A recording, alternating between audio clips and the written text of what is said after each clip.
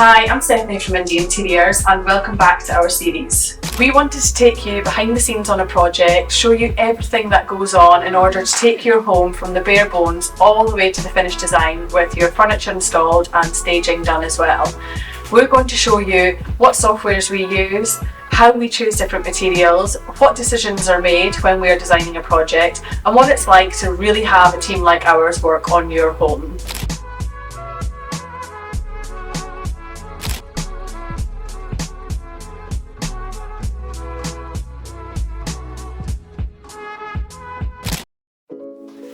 On this episode, we're going to be sharing everything about the garden on this project. Although we are not landscape designers by any means, we do have a multidisciplinary team within Indie Interiors, and one of our designers does have quite extensive experience on garden design. So quite often on a project, a client will ask us to take a look at the externals of their home, and we will sometimes plan that out in terms of the zones, how the spaces are going to be used, and what the initial material selection might be. This does help our clients out a lot with initial pricing and ensuring that the scope is kind of feasible before we actually proceed and move forward with the externals. On this particular project, we wanted to basically plan out, how each of the areas were going to be zoned out. The garden is quite extensive in length, as you'll soon see. So I want to share with you how we get all of our initial ideas out onto plan and what it then looks like when we pass it over to the landscapers to further develop the design and nail down the pricing.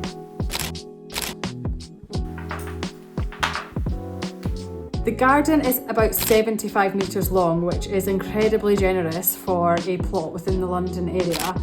So I feel it's really important for us to be able to kind of section and zone off the different areas of the garden and clearly define, how they're going to be used. The back at the house at present has seen better days. The builder who actually constructed the house originally has laid this patio area on just a sand base and has not prepared it well at all. So I do feel that this is actually sufficient for any kind of dining area, a fire pit, some kind of low level seating and things like that, and it doesn't need to be extended out any further than what it currently is. I'm really keen to mix the materials in here, so ultimately I do think that we want to use a porcelain tile, but I also want to think about using a natural stone and zoning off the areas by potentially putting in 2 large squares of herringbone stone. And I think it'll just add a little bit of interest into this area and kind of move away from it looking really kind of contemporary. So in zone 1 of the area, we're thinking to include a dining table of some sort. So I'm thinking a round dining table here. And in zone 2, we're thinking of using some low level seating with a fire pit here.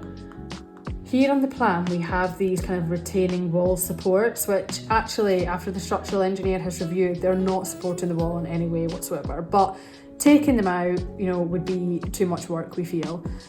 So we plan to extend this area out here with raised beds. So the steps will stay here, so you can still come down the garden from the middle, and there'll be some raised kind of planters and bedding across this space, which I feel like the view from the glass doors in the back of the open plan area will be really lovely with all this kind of natural greenery and things here. We'll be adding in a patio down here.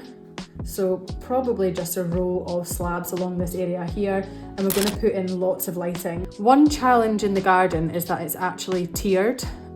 So this area has actually been levelled off in a previous project, and the area below it sits kind of at a slope. So we need to think about how we level that off and how we're going to use it. One thing that we really need to consider are the TPOs which are in here. So there are a number of trees that have a tree protection order against them. There's 3 dotted just here. This one actually sits in the neighbour's garden, but we also need to think about the branches, how they come over and how that affects light and sun, and what best use is this space that sits beside these TPOs and how can we get around them. Moving on to the next tier of the garden where the football pitch is going to be, we're actually going to remove the central stairs which are here and place them to the side. I think we decided that we were going to link them with the side path that came down on the first tier of the garden and would step down and kind of give access to this football pitch area. So one of the only requirements that has kind of been highlighted in this area by the male half of the project is that there needs to be a football pitch. So Of course, the kind of plot actually allows us lengthwise to fit in some kind of football pitch. So we were asked to fit in a 5-a-side football pitch, but that does not quite fit. And we have kind of shrunk it down a little bit but still kept a length of around about 30 metres. Moving further down into the garden, we're going to include a play area here, and we actually want to give the resemblance of a kind of more traditional walled garden. So we're going to add in lots of kind of shrubbery, low-level planting, texture and colour, and that leaves us with the very bottom of the garden. So obviously it's quite away from the back of the house to get to this area. However, I do feel we still need to utilise it properly. So because at the build stage it makes sense to kind of put in the foundations and the base of having a gym area, that's what we're going to do. So we're going to place that in there and think about this area a little bit later. I think, as a project develops, we're always kind of moving with the decisions that clients make. Things sometimes change, budgets change. Sometimes, we can increase the scope and things like that. So I think we'll leave this section, with a question mark, but right now I think we do kind of earmark that out as a gym.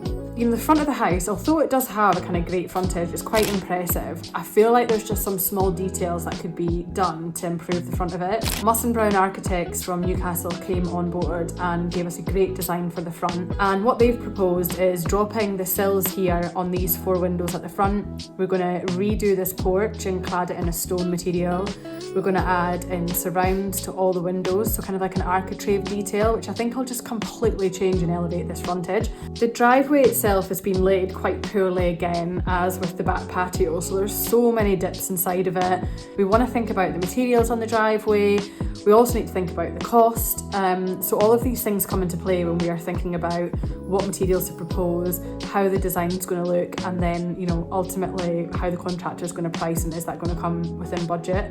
We have 2 TPOs within this garden area, and I'm really keen to highlight them. They are old, beautiful trees, and we want to add in some lighting within this area here so it's all lit up nice and beautiful, and the view from the front just looks really nice.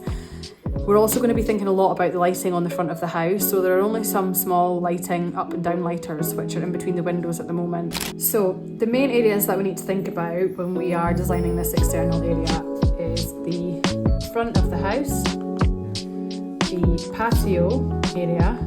Second area here, we want to keep that as a grass area.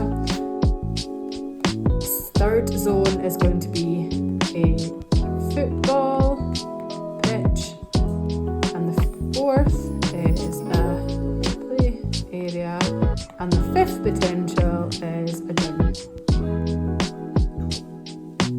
Okay, so now we have decided on the basis of our garden and how each of the spaces are going to be zoned. We then put that into plan view, so we've created a document in order to send to the landscaping team so that they can further develop our ideas and start pricing so that we can have some kind of document to work from.